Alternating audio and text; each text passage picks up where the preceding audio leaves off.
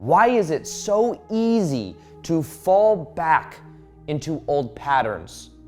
Even though intellectually we may understand that it's like not good to be in those patterns, we may have focus on a specific outcome we want, and we may make a little bit of change when we start like really focusing on it and setting intentions for certain habits, etc. But then no matter what, we find we keep falling back to the old patterns.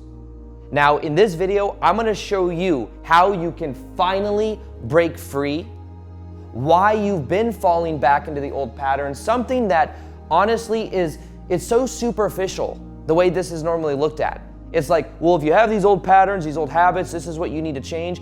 There's a deeper core thing here that most people aren't even aware of, but if you look at this one core thing, it completely changes your life. I'm gonna share with you how I did that in my life. I'm gonna share that how I've seen this happen in tens of thousands of people over the last 3 or 4 years that I've been running these 21-day challenges, and how you can apply it in your life too, so that you finally make the permanent shift that you desire to make.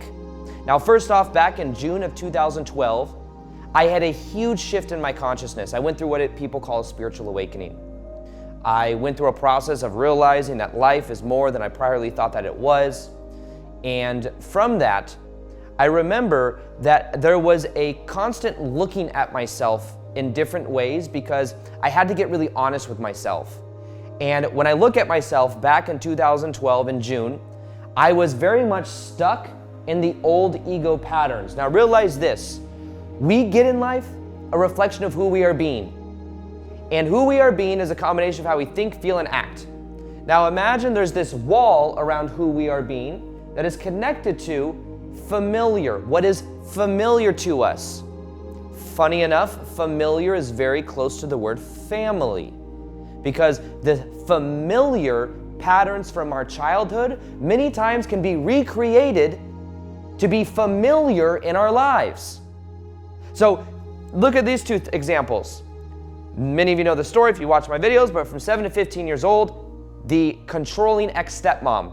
Life wasn't fair for me. That's how I felt. Life wasn't fair. Wasn't allowed to have friends, wasn't allowed to watch TV, had to sneak to get enough food to eat, had to earn going to school activities. Life wasn't fair. Nothing I could do about it either. My brother and I, if we were to tell anyone about it, back in, this is when I was 7 to 15 years old, we would get in more trouble. Literally, we would get in more trouble for actually expressing it. So we wouldn't say anything. And then 15 years old came around, and my grandma kind of stepped in, and basically we became free. Didn't have to deal with the ex-stepmom anymore. But we talk about what is familiar. What was familiar was that life wasn't fair. Someone else is trying to control my life. I have to fight for my freedom, and it's not fair because there's like some level of protection there to where I'm not allowed to express the real me. So then, fast forward to 2012, right before that awakening. I am in a 9-to-5 job, familiar in the sense that there's a certain level of control there, the way that I have to be to like just get by.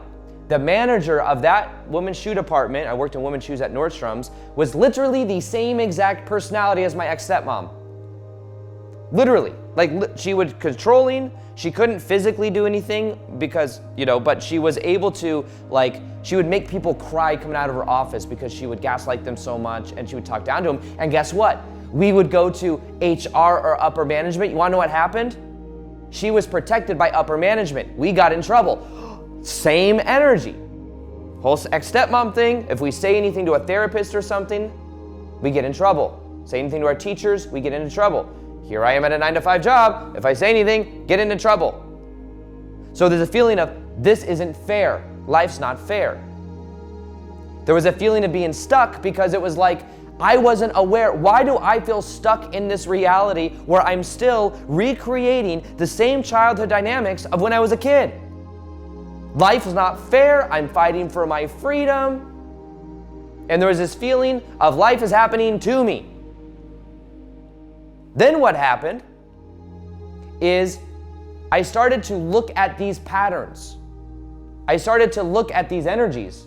I realized that, oh my goodness, This is familiar. I literally, as I started meditating and observing my thoughts, I became really oddly aware of how familiar this is to what I experienced as a kid. So what I could have done is I could have fought, gone to HR, done all these things, but you know what I did instead?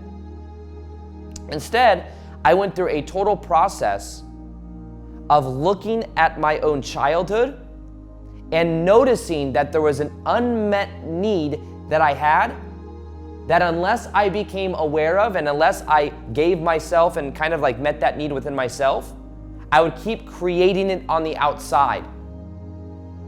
Now that unmet need was that I felt like to feel safe, I needed someone to control my life. This was a very subtle thing that I remember even back in 2000 and, I don't remember what year, it was 2005 or whenever the divorce happened. I remember in this weird moment, I remember my dad and my brother and I, 2 weeks after the divorce had kind of started, we moved out of the house we were living in, we came back to get clothes. And I remember my ex-stepmom and her mom throwing our clothes on the floor. It was really dramatic and they were yelling at us and stuff. But I remember how much anxiety I felt with, now that I can watch television, I can have friends, I can get enough food to eat, that felt like anxiety to me. Why does this feel like anxiety? Why did it feel safer for me to be I remember very specifically thinking at this exact moment, even though I would have a remote with my finger on previous channel, my brother and I might be sneaking watching television when no one is home, because it's the only time we're allowed to watch TV. And what I would do is, if someone were to pull in the driveway, we'd click previous channel, throw the remote so they didn't know what channel we were on, turn off the TV, run outside, continue working. That was the kind of life we had that we were in. But there was something about that felt safe. I knew my boundaries. I knew what I was allowed to do and not allowed to do. And what happened is that kept me, quote unquote, safe. Then instead of, after my ex-stepmom left, I found that of an ex-girlfriend for a while who was extremely jealous. That felt safe to have someone controlling me, always asking me where I'm at.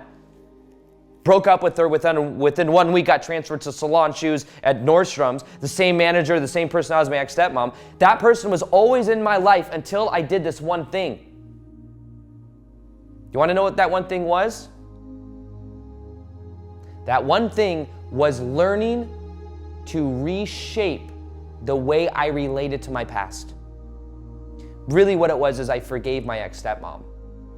Because I realized in a weird way that bad situation that happened from 7 to 15, it led me to a spiritual awakening in 2012. And as I started to see the benefit in it, that led me to creating the pressure to create this growth inside of me. It changed the way I related to her. Instead of her being the evil villain that I had no freedom from, I had no freedom and no childhood really from 7 to 15, I started to see it as kind of like a blessing.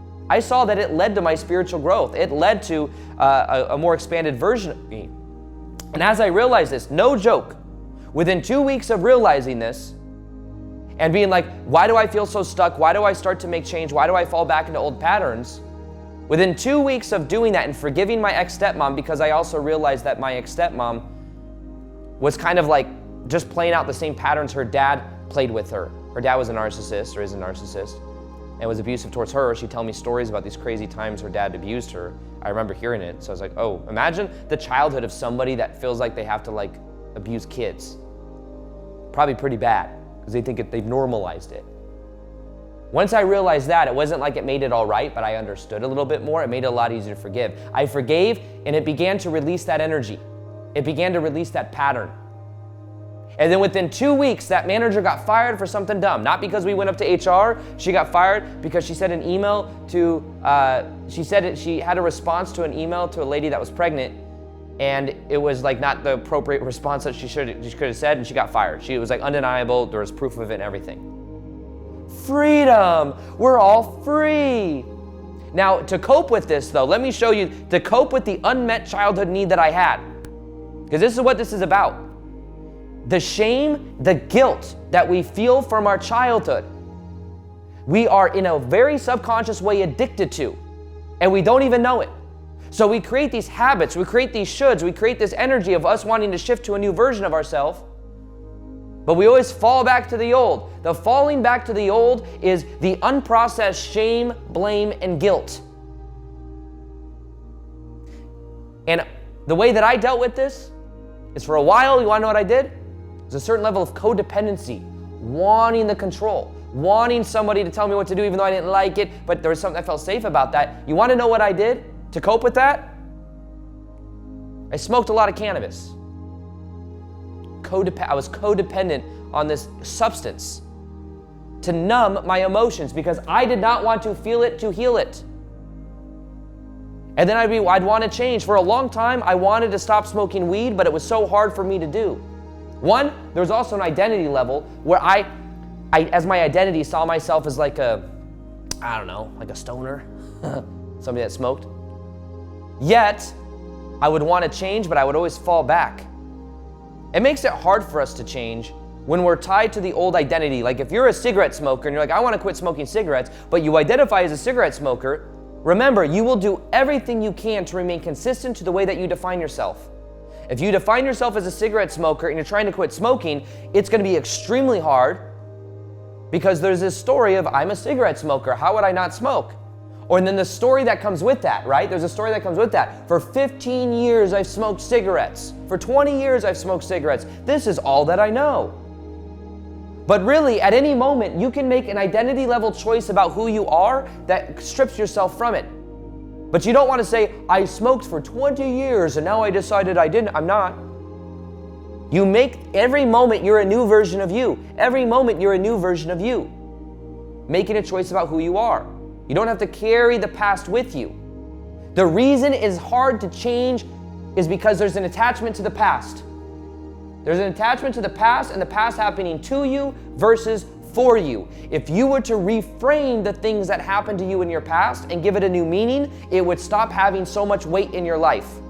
But the substances, the weed, the cigarettes, whatever it is, it's a way of coping with not feeling the shame, the blame, or the guilt. The funny thing is if you let yourself feel it inside of your body, it begins to complete and integrate. And then you feel so much more free. So maybe the way to permanently shift your reality and to stop falling back in your old patterns is to stop running away. Stop running away. Realize that the stuff that you experienced as a kid, it's not your fault. Mom or dad not emotionally available, it's not your fault. When you believe it is, you have shame. Something wrong with me. There's nothing wrong with you. It's not your fault.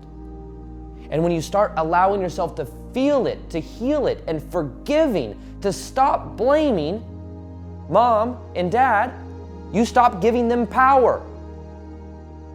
This is all about taking your power back and realizing at every moment you're making a choice about who you are. And you have to get to the place to where you realize staying where you are in the blocking of the emotion you are feeling is keeping you stuck. And sometimes people tell themselves, I'm stuck, I'm stuck, I'm stuck, and guess what? They're stuck, they're stuck, they're stuck. I'm a smoker, this is who I am. Once you realize that every moment you're a new version of you, you can change your past by saying, I never did smoke. That was never really who I was. You may have took the action of smoke, but it wasn't the real you. From a level of presence, it wasn't the real you. I look at the past of myself, and I'm a YouTuber, a speaker, a teacher, whatever label people give me. When I look to the 9-to-5 job, of me working that 9-to-5 job for 10 years, I sold women's shoes and had like imposter syndrome on becoming a YouTuber. You want to know who the real fake version of me was? The 9-to-5 job goer that was playing the part in the old familiar childhood dynamics. That wasn't the real me. That wasn't really me. The imposter syndrome is like, I feel like an imposter, I'm being a YouTuber, this thing that felt fake from the 9-to-5 job goer, but you realize that if you associate pain with where you are, pain, like I need to make a new choice about who I am, you're more likely to take that action. The stoner wasn't the real me. You see what I mean? I'm now separating myself from the identity. You can start to shift your identity by realizing that's not the real authentic me. That's why I remember back in, I don't even know, like 4 years ago when I was on YouTube, maybe 2018 after I was on YouTube, I saw someone in the sauna at Lifetime Fitness and Lifetime Athletic in Vegas, and she was reading a book called How to Break the Habit of Being Yourself by Joe Dispenza. And I remember reading the title, I was like, I don't like that title. Don't you want to be more of yourself? How would you break the habit of being yourself? The thing is who you define to be yourself is just familiar childhood dynamics, similar thoughts, feelings, and emotions that are on autopilot. Break the habit of the limited self and give yourself permission to be this new aspect of you, knowing every moment you're a new you. So, the reason it is hard to shift into a new version of you is because there's some unmet childhood need that has been avoided being felt. And that's what is trying to be escaped. That's what people stay and they keep recreating the same thing over and over again. This is why people stay in abusive relationships. This is why people attract the same person over and over and over again in their life. Because at some level, it feels safe. And there's an attachment sometimes to being right about the childhood. It's like, this is the way reality is. Life's not fair. I didn't have much of a childhood. All of these perspectives. So then we kind of fight for it subconsciously in our life. Because deep down, there's a payoff there not being aware of. Maybe it feels somewhat safe to have someone in your life that is playing the part of mom or dad. It's like we attract people into our lives to play similar parts from our childhood so that we can finally either stand up to the energy, learn a lesson from the energy, have a breakthrough. It's all subconscious. But you become aware of it, you start to take your power back. Now, one of the other things I want to talk about is this idea of pain versus pleasure. Unfortunately, people are way more motivated to avoid pain rather than pleasure.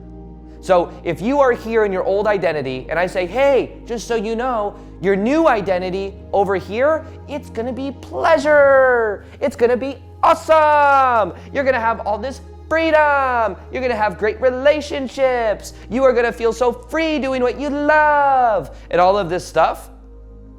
And you're like, wow, Aaron, that sounds so good.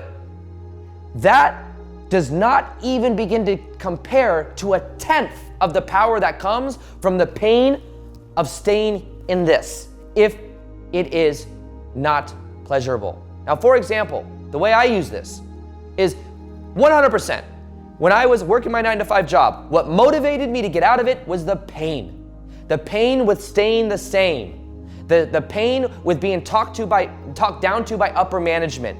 Them bringing me into an office and talking down to me like I'm a little freaking kid. And then I was like, wait, one time I was being talked down to so much where they wanted me to watch this video of me on my phone for 5 minutes. And after a minute, I'm like, I get it, just write me up. And they're like, no, we want it to sink in with you. We want you to really get the idea. Reminding me of like Dolores Umbridge in the 5th Harry Potter book. I'm a Harry Potter nerd. The 5th Harry Potter book, where he's like writing on this quill and says, I must not tell lies. And then on his, it's a scar on his hand. He's like, how many do I have to write, Professor? And she's like, until it sinks in. And these managers are like, just keep watching it until it sinks in. I'm like, that pain, I was like, I am not gonna work for someone else very soon. I am going to take ownership and start taking responsibility and go in the direction I want, and no one will tell me what to do. No one will talk down to me like this. So I also looked around working that 9-to-5 job. All my coworkers were older than me. I was one of the youngest ones. And what happens is from looking at them, I could see that if I were to remain the same, if I were to remain as that version of them, like if I were to remain as that version of me, I would still be 15 years later working that 9-to-5 job that I hate because they didn't like it. One of them liked it, she was the top salesperson. The rest didn't like being there. So in a similar way, that was my future. Pain. I don't want to be that. What would it be like in 10 years from now if I stayed in that box? I'd feel pain. And then I would make more of a choice to make an identity level choice that this is who I no longer prefer to be. So the part of this video that I think can change your life more than anything else is realizing that the reason you fall back into old patterns is because there is an unmet childhood need that has been avoided being felt. Shame, blame, and guilt. And if we feel responsible for our parents, if we feel responsible for our friends, then we keep creating codependent patterns within ourselves. Codependency also linked to substance abuse. That's why I smoked a lot of cannabis and took Adderall.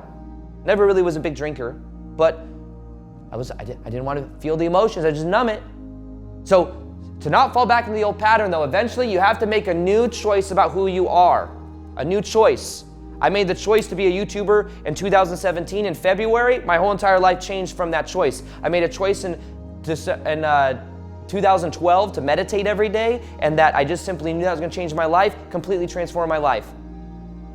I then saw myself almost as a meditator. It wasn't like I was like, I'm Aaron the meditator. But it was like, I made the choice that would change my life. So based on that is what will really help you shift your life and even shift your vibration. Now, if you want help shifting out of the old familiar childhood dynamics, I have an inner child meditation that will help you to become aware to meet the inner child need. If you want to check that out, click the link below or go to aarondowdy.com/child. Check it out.